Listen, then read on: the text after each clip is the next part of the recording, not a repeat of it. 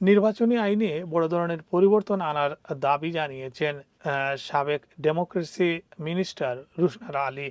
তিনি বলছেন নির্বাচনের আগে ব্রিটেনের যে প্রধানমন্ত্রী হতে যাচ্ছেন এন্ডি বার্নহাম তার কাছে তিনি দাবি জানিয়েছেন যে এই আইনটি সংস্কারের জন্য। বর্তমানে যে আইনটি আছে তা ধীরে ধীরে সংস্কার করা হয়, কিন্তু সময়ের সাথে এই আইনটি যাতে দ্রুত পরিবর্তন করা হয় সেই দাবি জানিয়ে বেশ কিছু যুক্তি তিনি তুলে ধরেছেন। বিশেষ করে সোশ্যাল মিডিয়ায় কড়াকড়ি আরোপের তিনি দাবি জানিয়েছেন।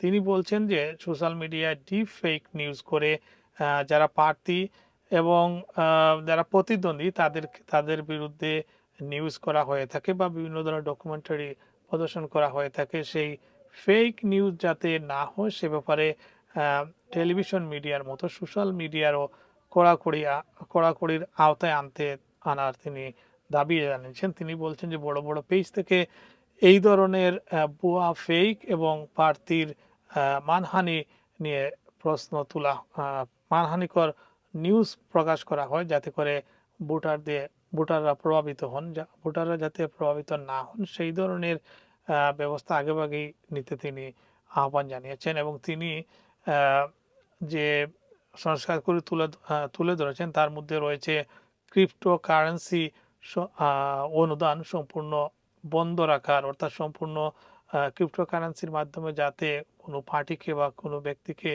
কোনো প্রার্থীকে অনুদান দেওয়া না হয় সেই দাবিটি তিনি জোরালোভাবে তুলে ধরেছেন। সম্প্রতি এটি স্থগিত করা হয়েছে, তবে তিনি বলছেন যে এটি পুরোপুরি যাতে বন্ধ রাখা হয়।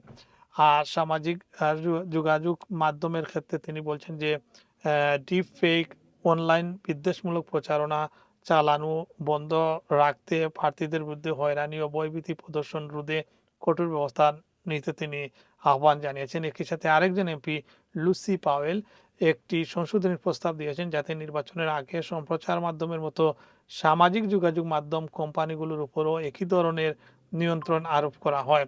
রুশনারি বলছেন যে এখনই ব্যবস্থা নিতে হবে, তা না হলে ডিপ ফেক, ভুয়া তথ্য এবং কোটি কোটি অনুসারী থাকা চরমপন্থী ব্যক্তিরা বিদ্বেষমূলক প্রচারণা আমাদের গণতন্ত্রকে এমনভাবে বিষিয়ে তুলবে যা আগে কখনো দেখা যায়নি।